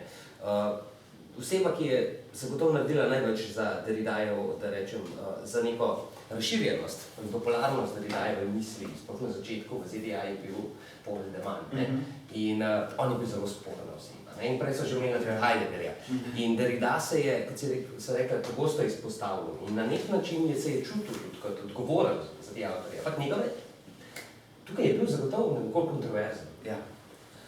Ja, Paul de Man je tisti, ki je res v teh Derrida niti ni bil sprejet v ZDA v nekih filozofskih, vsaj deklarativno-filozofskih krogih, ampak na stolicah za primerjalno književnost, kot bi pri nas veljalo. In recimo te neke progresivne univerze, kot so Yale pa tako naprej, ravno preko figure Paula de Mana, belgijskega misleca, ki je pa pač se je izkazalo že po de Manovi smrti, torej v poznih 80-ih, da pač je pisal med vojno v nek, sicer tist največji časnik belgijski takrat do leta 42, ampak je napisal pač neki, torej kolaboracionistični časnik, gre za zelo sporno, nekaj, kar ni nikoli preklical, ampak gre res za neko drobno epizodo vseeno v nekem življenju, precej manj problematična, recimo, če primerjamo s Heideggerjevo, pa recimo kolaboracijo, nekoliko tako ožigosano, ampak ki je pa precej bolj notranje, torej, če smo zdaj govorili, dekonstrukcija brez vrednot, brez nekih moralnih, brez moralnega kompasa, karkoli, se mi zdi, smo to že v neki meri ovrgla. Po drugi strani, je bila napad na, oziroma odkritje teh člankov de Manovih, no, vsaj eden je zelo sporen, kjer piše o mestu judovske kulture in judov v literaturi, tako nasplošno, in tam tudi opremljeni so z zelo neokusnimi slikami v tistem časopisu. Potem pa to se upada seveda z izidom Fariasove knjige Heidegger in nacizem, tudi konec 80-ih, in to sta bili dve, recimo, silnici, ki sta bili pač mogoče križišče ravno Derrida, in je bilo jasno, da je oboje služilo kot napad na Derridaja, in oboje zelo, ne vem, recimo žurnalistično, nepoglobljeno branje, in tako Heideggera, ki je ni zdaj, da bi tako rekli, nacističen avtor, karkoli, gre za zelo kompleksno vprašanje, seveda Molk sporen kot le kaj, ampak po drugi strani zdaj neko, Derrida je vedno se upiral, in tukaj je bil ravno ta pritisk po neki evidentnosti, ne, kot nekateri avtori so... Tako, nek podpisnik, ki ima lahko zraven, recimo, kljubco, torej, da je neoporečen, pa nek, ki ni, torej, nek čiste prisotnosti avtorja kot mogoče moralnega zgleda, ali pa pač nečesa, kar bi lahko celo prepovedali, tako naprej. Ne. In Derrida gotovo ni bil avtor, ki bi se pridruževal takšnim ali pa drugačnim pozivom k nebranju, pa k nekim seznamom knjig, ki naj se jih ne bere. Ker prihajajo v zadnji del, tudi namen je bil pravzaprav, da tukaj mogoče tudi to do te mere še preskočil, ker nažalost, mislim, da je še ogromno za pojet, ampak da greva še mogoče v to smer, da, kot sem omenil, ne, de Man, tukaj zagotovo na drugi strani morava takoj zoperstaviti temu, ali pa recimo sopostaviti, pravzaprav ravno to gostoljubnost, moment gostoljubnosti, ki pravzaprav že izhaja iz nekega kantovskega razumevanja gostoljubnosti, ki po eni strani tudi v to, kar je zdaj politično aktualno, tudi zahteva, da rečem, gostoljubje do beguncev. In tudi Derrida bi tukaj še zmeraj uspel nekaj predstaviti svoje. Tudi mogoče v teh aktualnih temah. Ja, brez dvoma. Derrida nikoli ni se ugibal nekih konkretnih političnih tematik in razsežnosti, hkrati pa ja, bi bilo poenostavljeno zdaj, da bi ga zagovornika ene ali druge rešitve, karkoli, pač preprosto gre pri njemu najosnovnejše kot gostoljubje za nek pogoj same eksistence. Preprosto je gostoljubje tisto, kar, če smo zdaj preko te levinasovske etike pa tako naprej, gostoljubje ni neka praksa, nekaj naknadnega, ampak je preprosto tisto, kar je prva stvar, kar je, naj si gre za bralno dejanje, naj si gre za gostitev neke misli, torej neke čiste drugačne misli, kot smo jo bili vajeni, ali pa pač ja, konkretno ljudi z obrazi in brez dokumentov in tako naprej. Zdaj, torej, to je Derrida potem navezal si na Kantov koncept kozmopolitstva in tako naprej. Derrida se je zelo konkretno zavzemal, pa zanimivo, takrat niti ni bilo to pereč problem nekih beguncev, kar pa zdaj kaže, da bo to neka konstanta zdaj tudi v naši prihodnosti, oziroma celo nekaj, kar se bo povečevalo. Ampak ja, čisto kot praktično dejanje, tudi ki je nagovarjal Združene narode, Derrida je se zavzel za neka zatočišča, za neko ravno v duhu te kantovske etike, za neka mesta, za varna mesta, predvsem za pisatelje, preganjanje pisatelje, in tudi v Ljubljani je, recimo, imamo neka zatočišča, ravno na Derridajevo pobudo za pisatelji, ki so preganjeni ravno zaradi tega, ker so pisatelji in ker so v duhu literature bili, so si drzni reči stvari, ki pač niso bile najbolj sprejete. Kakorkoli pač ja, gre to je zdaj nek koncept Derridaja, ki je zelo dominanten tudi še vedno v ZDA, ki je mogoče pogosto malo preveč poenostavljen, ker mu odvzame vso to ostrino, vso neko drznost interpretacije in tako naprej. Seveda, zdaj nek enostaven etičen poziv gostiti, seveda, to ni zdaj končna poteza neke kompleksne Derridajeve misli, ampak ja, je pa gotovo koncept gostoljubja prav tako kot pravičnost, ki smo jo omenila, nekaj, kar deluje čez ves njegov korpus. Tukaj je zagotovo videla pravzaprav eno kontinuiteto določenih, izrazov in določenih, ne upam več konceptov, ampak določenih mogoče vsaj tem, osnov. In zdaj tukaj je mogoče ena stvar, s katero vem, da ti si že tudi rekel meni osebno, da Derrida je zagotovo vidiš tudi kot hermenevtika.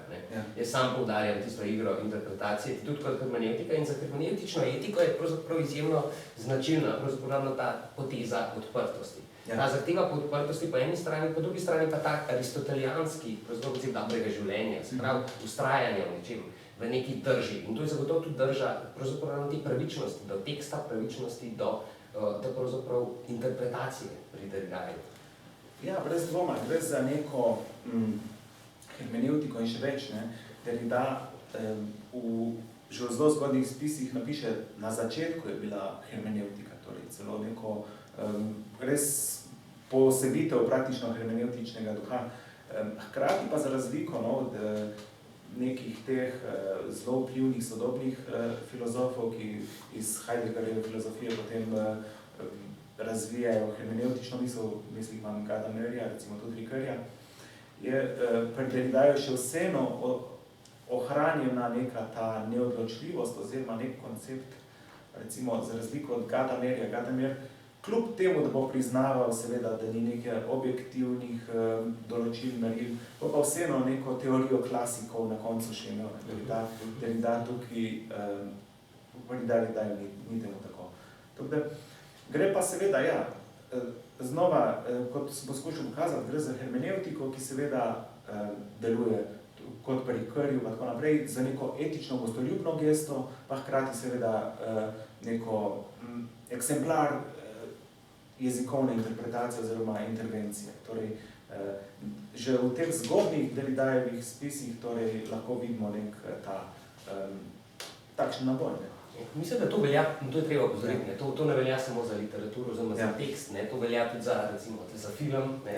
Ker pravzaprav prej so omenila generacijo teh poststrukturalistov. Tam so bila zanimanja, ki res niso več vezane strogo na filozofijo in filozofske tekste, Deleuze, filmski, Derrida, ki se ukvarja neposredno z literarno kritiko. In tu se mi zdi ravno ta prenos, ki se je ves čas dogajal, in potem zares, ker druga stvar, ki jo moramo omeniti, je pa tudi seveda to, da recimo razvoj feminizma, ki izhaja iz dekonstrukcije in tako naprej.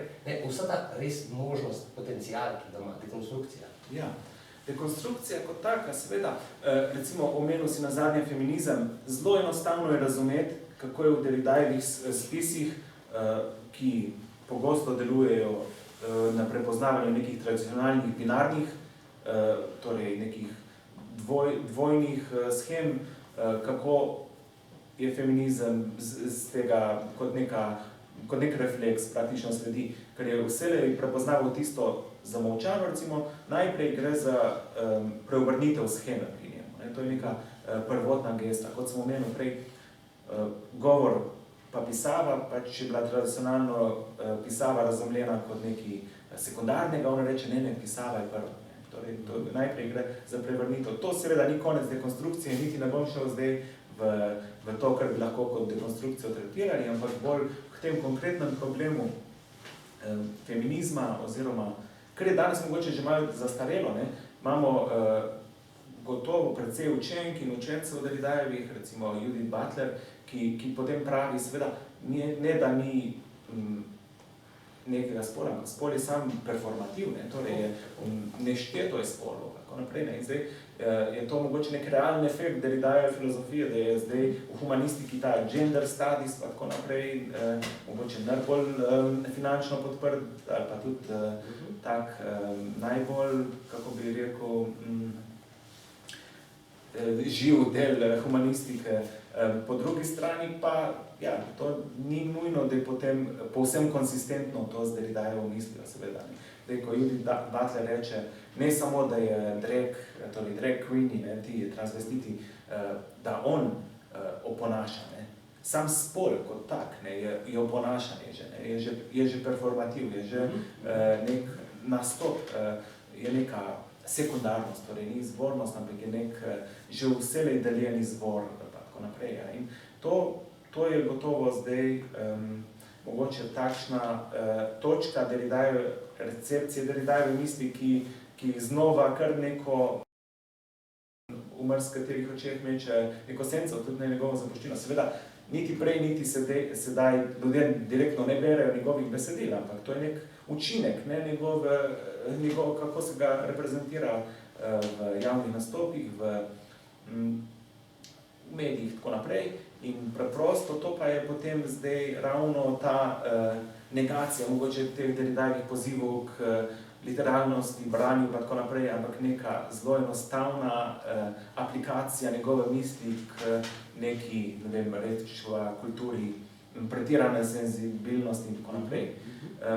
Tako da glede feminizma, očitno je pač to zelo živa stvar, se razvija, celo je že mogoče feminizem zdaj zastarel, ker ni več ženski spol tist, ki bi bil krivično reprezentiran. Tako, ampak preprosto se zdaj vedno novi aspekti, recimo nebinarni spoli in tako naprej. Ker tukaj se mi zdi, da pod koncu moramo vseeno tudi malo povedati o tem, da ravno te epigoni mogoče, pa različne oblike sprejemanja, dekonstrukcije na različnih področjih so gotovo povzročili tudi kar nekaj škode v gledu Derridaja na eni strani. Na drugi strani pa treba mogoče, tukaj bi zanimivo tisto afero Sokal izpostaviti. Veš, ko je recimo kot, da je tudi da so določeni fizikalni zakoni, samo družbena konstrukcija, kar je pravzaprav bila ena gesta, na katero se je zelo močno odzval Derrida, ker ga je osebno prizadel. In on sam se je boril, da bi se pravzaprav ravno proti tem različnim zlorabam pojma dekonstrukcije. To je hrbtna stran tega, kar sem že omenil, kot neka pretirana, skoraj popularna za filozofijo, ker gre za, zdaj ne vem, če sem dovolj poudaril, ampak pogosto za zelo težko berljive in težko razumljiva besedila. To ni zdaj, da bi lahko rekli, vse je fluidno, oziroma ne vem, kaj poišči neko hrbtno stran. Po drugi strani se pa to v ameriški akademiji zelo dobro prijelo, ker je šlo, mogoče se to je zdaj vprašanje, ampak mogoče za neke specifike, mogoče v času vietnamske vojne in tako naprej, kot neko uporništvo, kot nek napad na avtoritete, naveličanost med to tradicionalno hierarhijo in tako naprej. Po drugi strani pa ja, Derrida seveda ni govoril o fiziki in tako naprej. Ja. Tudi Derrida sam bi bil pravzaprav zelo kritičen do tistega aspekta, ki bo seveda hec, ne, te treba posebej. To je bil poskus diskreditacije na javni ravni. Kot je bil, kot si že omenil, v Cambridgeu, tista afera, ne? Ja, to ne vem, če smo se konkretno dotakla, pač Derrida seveda bil deležen ogromno časti tudi teh častnih doktoratov, ampak ravno v Cambridgeu je pa mogoče prišlo do tega trka dveh različnih vezi, kaj sploh je filozofija, kar preprosto zdaj je zelo realna delitev na neko kontinentalno filozofijo in neko analitično oziroma anglosaksonsko filozofijo. In preprosto Derrida celo kot nek demon straši po tej analitični filozofiji, tudi če poslušamo še danes, recimo, ko Noam Chomsky kakšne klevete si prvošči na Derridajev račun, zelo poenostavljene. Preprosto ni neke skupne točke, ampak ja, takrat je šlo, pa ne samo takrat, tudi kot si že omenil, o smrtnice njegove, oziroma o njegovi smrti, so bile zelo krivične pogosto, oziroma zelo nasramne. In podobno se je zgodilo potem s tem vseeno podeljenim častnim doktoratom, ampak ogromno nasprotovanj, ogromno nekih užaljen, ker preprosto so rekli, kaj se tukaj gre za čisto igranje, estetsko filozofijo, oziroma čisto estetiko, se nič ne sporoča avtor, skoraj norčavost so učitali in tako naprej. Jaz sem mogoče s tem res zaključen, ker mislim, da se zdaj že bližamo temu času, čeprav bi lahko še mnoga vprašanja odprla, ampak res bi bilo potrebno mogoče za zaključek še povedati to, da ravno ta poteza, ki jo omenja že v naslovu, mogoče ta mesijanizem, to je ena točka, ki pa se je niso utegnila, pa so bil vsaj za konec, je gotovo židovsko poreklo, Derrida je židovsko poreklo, pa na neki točki je ravno ta, mogoče celo utopična, neka ideja pričakovanja. On to pri Marxu, pri Benjaminu, ki je tudi bil tako judovski mislec, potem eventualno na koncu lahko tudi vidimo neko gesto prihajajočega časa, ki je tudi še gesta upanja na nek način. In mogoče bi to še povezala ravno s tem možnostjo, pa uporabnostjo v današnjem, torej, Derridajeve konstrukcije, če je. Če je recimo Derrida nek avtor kreposti vrlin, je to vrlina upanja. Je tista, ki vseeno tradicionalno je razumeta kot vrlina. On je mislec prihodnosti, ne vem, če sva dovolj poudarila tukaj, ampak preprosto in to ne povsem enostavno, ne tradicionalno razumete prihodnosti, on razlikuje med dvema modusoma prihodnosti. Na eni strani imamo futur, torej recimo prihodnost koledarjev, nekaj, kar se da napovedati in to zanj sploh ni prava prihodnost, ker je že na nek način navzoča to. Torej, ne vem, recimo, da jaz vem, da bo jutri sreda in da se bojo stvari, ki so vedno ob sredih dogajale, to ni pristna prihodnost, ker praktično je že tu, jo lahko anticipiramo. Tako naprej. Zanj je tista zanimiva prihodnost, je pa ta neki avenir, torej vsem konceptom to pogosto pridaja, naj si gre za demokracijo, o kateri nisva spregovorila, ali pa pač tudi pravičnost, tako naprej, ki so vsele v prihodu, torej gre pa za neko recimo prihodnost, ki je pa povsem heterogena sedanjosti, torej je povsem nepredvidljiva in to je tisto, na kaj stavi Derrida. Zanje prihodnost vselej vredna več, to je tudi neki avtorji spregledajo pred njemu, kot recimo Haglund, eden od interpretov, ki ravno govori, da pač je prihodnost vselej, seveda lahko je najslabša, kaj pa vemo, kaj se bo pripetilo, ampak ravno preko tega neko afirmativno, pa drug del naslova, ta nihilizem, ki je bolj prek kot nek očitek Derridaju, je ravno prihodnost tisto, kar zapostavlja nihilizmu. Če bi sedanjo osnov gledali Derridajevo misel, je seveda nihilizem. medtem ko pa je pa vedno projekcija stvari, ki prihajajo, oziroma je ne projekcija, ampak tudi nek poudarek je na njih, ne, kljub temu, da jih tukaj ni in da so odsotne.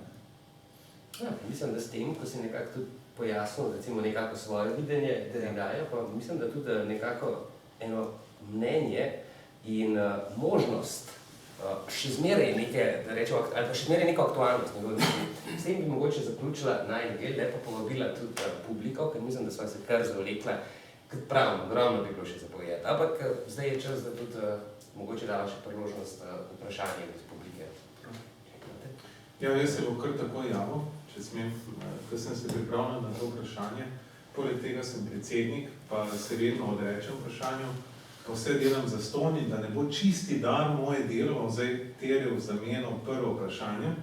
In sicer to bi rekel najprej komentarja, dva, glede gostoljubnosti in potem še malo o živali. V gostoljubnosti sta se lepo razgovorila, kar me veseli.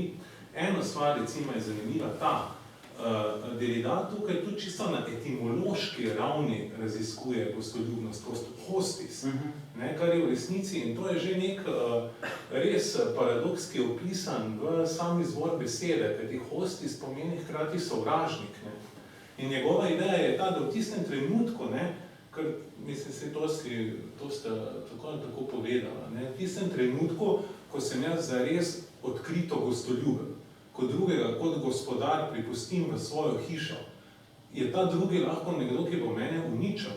In bo ravno s tem uničil to, da bom jaz še sploh lahko gostoljuben. In to je ta prava gostoljubnost. Ne, se mi zdi, da je to danes radikalno aktualno, nekaj okrog česa je pravzaprav cel ta imigrantski diskurs spleten. Ne. Ker gre ravno za to igranje, ali ni pristna gostoljubnost, ali je pa vedno ta nevarnost zraven. Druga stvar, in to pa se dejansko, sem ugotovil, da tiče moje knjige, te, ki ima podnaslov o čezvrstni gostoljubnosti. Kar je zanimivo pri Derridaju je tudi to, da ta drugi, ki prihaja, sploh ni nujno človek. Lahko je tudi žival, ali pa še sploh nekaj, kar sploh ni pojmeno. In to se mi pa zdi izjemno zanimivo tudi z nekega ekološkega, če hočemo, narativa, celega tega diskurza invazivnih vrst in tako naprej, ki ga imamo, in po drugi strani te res njegove analize, te živali, tega sta se malo dotaknili, tam, ko sta govorila o Roki, pa o Heideggeru in to. In ta njegova ideja res l'animaux, ne, kar je plural francosko za živali, po drugi strani je pa ta njegov neologizem, ne, tipičen derridajevski, kjer ima l'animal pa le mot, in skuša pokazati, da je ta pojem v bistvu samo res nek pojem, ne, ki po eni strani nasilno združuje 7,77 milijona vrst pod eno žival, ki je zoperstavljen človek, kar nam nekaj pove o človeku, ravno, ne, in tem metafizičnem pojmovanju človeka. Po drugi strani pa, ja, ne, seveda pač pove nekaj o človeku. Tako da to dvoje se mi vedno zdelo zanimivo pri Derridaju, zdaj pa prihajam k vprašanju. Moje vprašanje je pa tole. In sicer, kakšno je razmerje med negativno teologijo in dekonstrukcijo? Negativna teologija, vemo, ne, se skuša približati Bogu na ta način, da reče po eni strani, da je Bog nekaj, kar je nad bitnostjo. In se mi zdi, da je Derridajeva kritika, pravzaprav negativne teologije, na nek način Derrida reče ne. To, kar jaz počnem, ni negativna teologija, zato ker je negativna teologija še vedno vključena v to bit, ne, v to prezenco. Ravno zato, ker Boga naredi prisotnega glede na to, kar ni. Medtem, ko naj bi bila dekonstrukcija onkraj vsake prisotnosti in odsotnosti. Na eni strani. Na drugi strani pa, kot ti tudi sam v knjigi poudarjaš, ne, je pa zelo, je pa pravzaprav poznan na nek način cela prava filozofija, ima to gesto negativnosti, negativne teologije. Ne. In to bi bil pa res vesel, če bi pomagal odgovoriti, Luka, kakšno je zdaj to kakšno je njegovo gledanje tega razmerja dekonstrukcije negativne teologije? Ja, hvala za vprašanje. Najprej samo kratek komentar, gotovo ključno stvar izpostavil glede koncepta živalskosti, ki je potem v poznih Derridajevih spisih samo pokaže, preprosto nismo imela dovolj časa, da bi odprla vse te tematike. Če smem jaz še to komentirati, Ja, malo da uporabim Derridajev razlika, med tem, kar bi lahko bilo in mora biti izročeno, pa med tem, kar lahko dejansko predstavimo. To mogoče malo za... Potem pa, če preskočim kar apofatični misli, Derrida je sam večkrat poudaril, točno mogoče bo zvenelo podobno kot ta zanikovalna negativna teologija, ravno o svojem srednjem konceptu, ki ga tudi nismo ravno omenjala razliki, govori, razlika ni nič prisotnega, nič bivajočega, torej samo prek poti negacije lahko pove, kaj ta stvar ni. In ja, pogosto je tradicionalna filozofija na enak način bo Heidegger govoril o biti in v času in tako naprej. Preprosto lahko samo pove, kaj ni. Pa ne vem, Lacan bo na enak način govoril o nezavednem zgolj prek negacije. In to so potem neke zelo jasne paralele se tukaj ustvarile in so bili očitki, da je kdaj potem večkrat odgovarjal, seveda, da spoštuje ta častitljiv, mistični, tradicionalen cel korpus besedil, po drugi strani pa, da se tudi njega distanciral. Ravno to nadsubstancialnost je on prepoznal kot nek tak pretanjen način, da znova vzpostavi prezenco. Torej, če rečemo, Bog ni nič bivajočega, ker je nadbivajoč, ravno to pomeni, ker je drugače bivajoč, torej še bolj bivajoč, pa karkoli.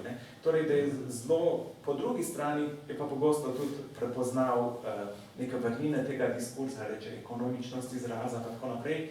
In ravno na tej točki nekih zgodnjih Derridaje, neki mistični elementi, je to zelo hvaležna vstopna točka.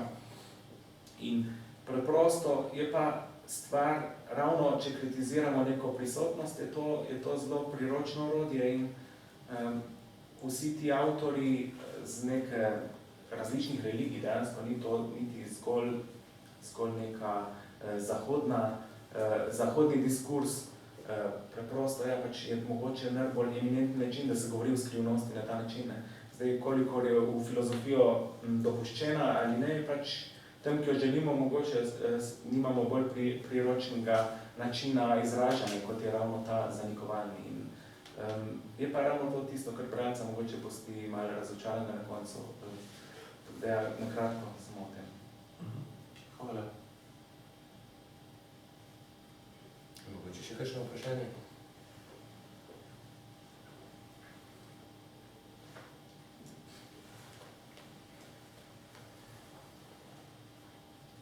Če ni bi jaz v bistvu še eno stvar odprl, prosim, ko se eno zdi še kar pomembna, kot sva prej rekla.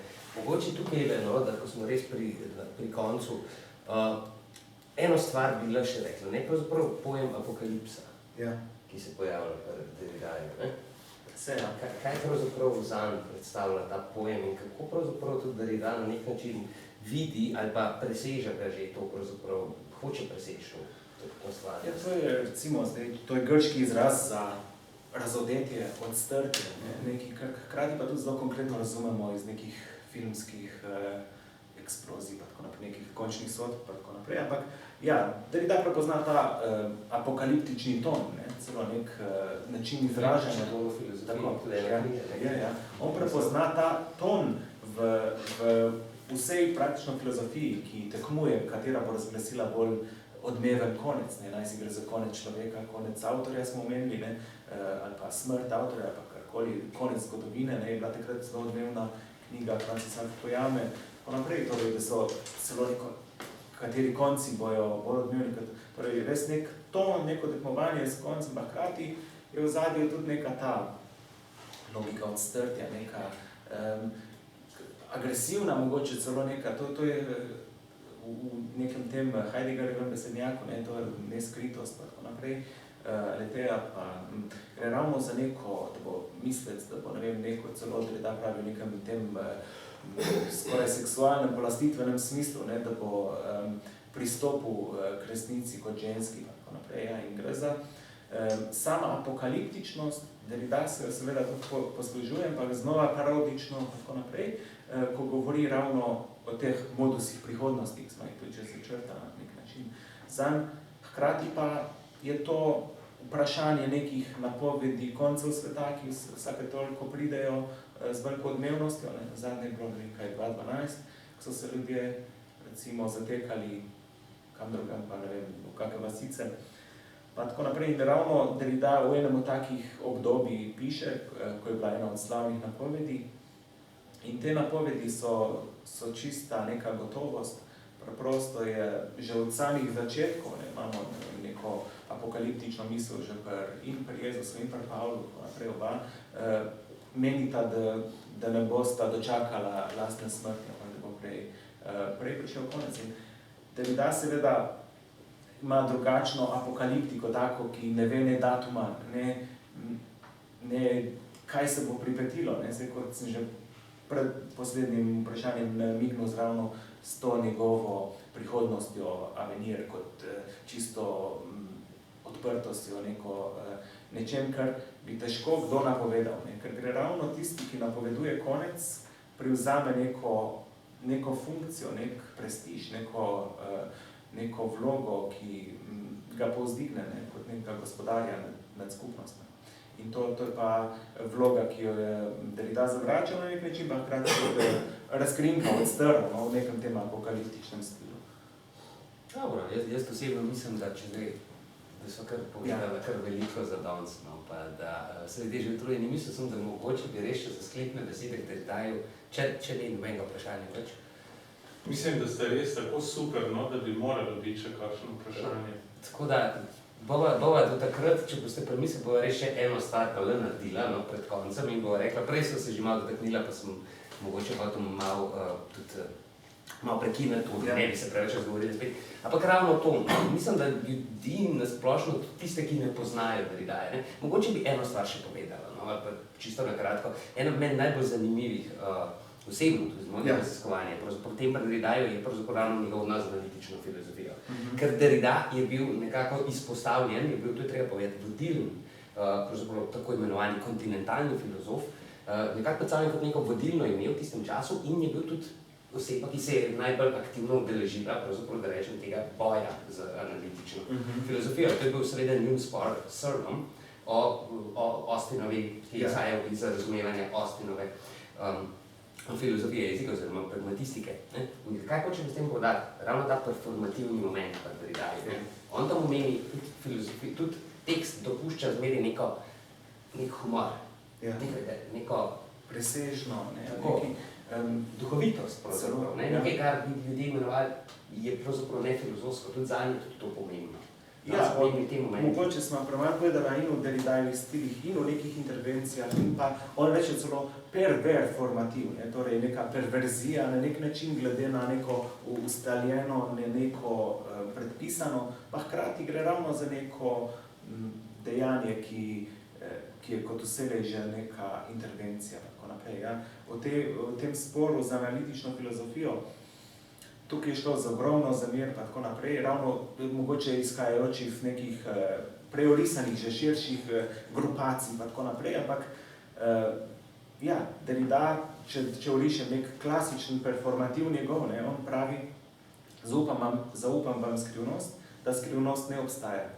Torej, kako bo zdaj, to je klasičen paradoks, performativni paradoks, kaj se tu dogaja zdaj, če skrivnost ne obstaja, on je pa ravno zaupal in je ravno v tej neki deljivosti. Potem ne bom šel zdaj, kak status ima skrivnost pri njemu, pa kako fenomenalno zauzema, ampak preprosto je to na nek način, ali pa ko reče prijatelj ne obstaja, pa tako naprej.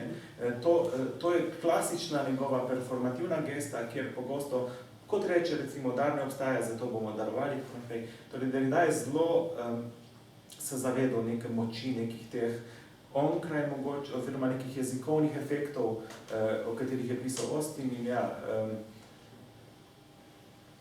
to je pač ta neka razsežnost dekonstrukcije, ki je mogoče najbolj imuna tudi za vse te kritike, o katerih sva do zdaj govorila. Zagotovo in tudi dopušča predvsem to, da tudi filozofsko delo, ali pa recimo, sploh da rečem, učena misel, da ni pravzaprav rečem v nekem pustem, suhoparnem jeziku, ampak da tudi poseže na polje satire, da poseže na polje brezdomno. Ker tudi zato bi se zavzemal Derrida.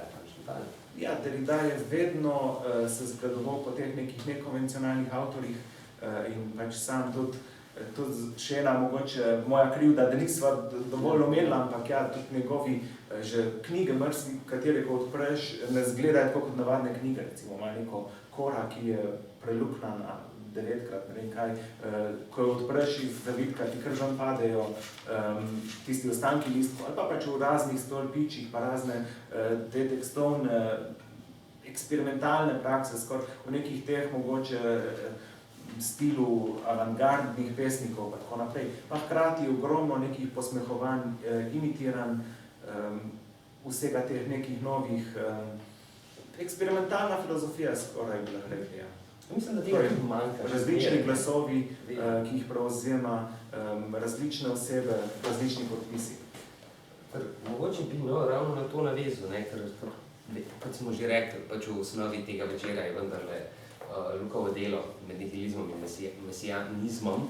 In to je tudi ena knjiga, ki na eni strani ima odlično, mislim, meni izjemno všečno naslovnico, ampak ima tudi odlično vsebino. Tako da mislim, da bi s tem nekako ob sklepu, preden vas še enkrat poprašam, še za kakšno vprašanje vseeno vas povabil, da to knjigo le pogledate, ker mislim, da je izjemno velik in dobrodošel doprinos k razumevanju filozofske misli, ki je v tem trenutku zagotovo zapostavljena. Vsaj v tem trenutku, da Derrida ni popularen filozof, to moramo še enkrat povedati. Ne, zdaj klasik ni več tisto, kot je bil takrat nek pohujšljiv, popularen, ampak preprosto nek nesporni klasik, ki pa se pač kot klasikov ne bere. In preprosto se bolj na neki zgolj informativni ravni operira s tem, kar je prešlo v splošno kulturo, pa tudi v besednjak in v slovarji, tako naprej so tudi njegovi osnovni izrazi našli svoje mesto tam.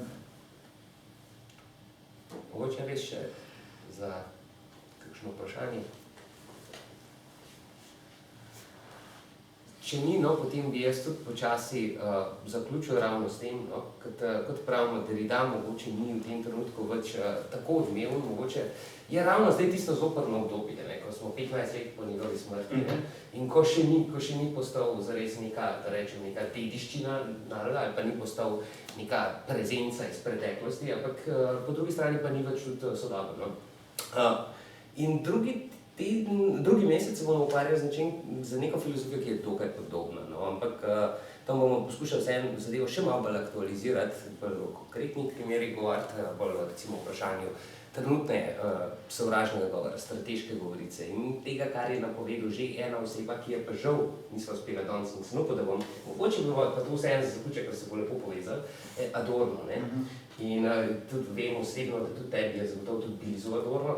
In je ena točka, ena oseba, o kateri Derrida ni veliko govoril, ampak prejel je nagrado Adorno Prize, to jo povezuje, pač, ja, nasplošno je kot nek, mogoče že prej antagonizem bil med to, recimo, frankfurtsko šolo in dekonstrukcijo, kot mogoče celo konkurenčnima mislima, katera pač bo interpretacij pa tako naprej in ja, nažalost ni nikoli prišlo do kakšnih konkretnejših stikov med tema dvema mislima, se pa povsem dopolnjujeta v marsikaterem oziru in v odnosu do tradicije in do pač aktualnih prihajajočih problemov. No in s tem bi tudi v bistvu že zdaj rekel, naslednji mesec se ne bomo mogoče toliko poglabljali v poststrukturalizem več, ker smo res zaključili, mislim, da smo povedali res ogromno in več kot bi, da enostavno ne moramo več, tudi ker mislim, da je tudi že dovolj, ker tudi poststrukturalizem ima svoje meje. Ampak bi pa rad povedal, da tudi določene prvine, ki recimo poststrukturalizma ali pa recimo neke dekonstrukcije vplivajo tudi na sodobno razumevanje recimo kritične teorije in drugega, in bodo prišle tudi mogoče kot komplementarne naslednji mesec in bodo prišle prav, tako da če boste prišli, si zapomnite tudi to, kar je Luka danes že povedal o eni od vej, recimo sodobne kritične filozofije, ker v končni fazi tudi to je kritična. To je kritična, ja. Tako. Pa bi se pa vam vsem zelo lepo zahvalila za to, da ste sprejeli, oziroma na nek način potem tudi zanikali najno gostoljubje. Kot pa je že povedal, malo na začetku, bomo razdelili vsakomu, ki bo danes želel, ki bo danes se prijavil oziroma bo član Slovensko filozofsko društvo, bomo podarili en izvod Lukove knjige. Sicer pa ja, vas tudi povabim, da jo kupite, da jo pogledate, pa tudi druge proizvode, ki jih imamo danes s sabo, in vas vljudno vabim, da se nam spet pridružite naslednji mesec. Tako da najlepša hvala za... Ja, hvala.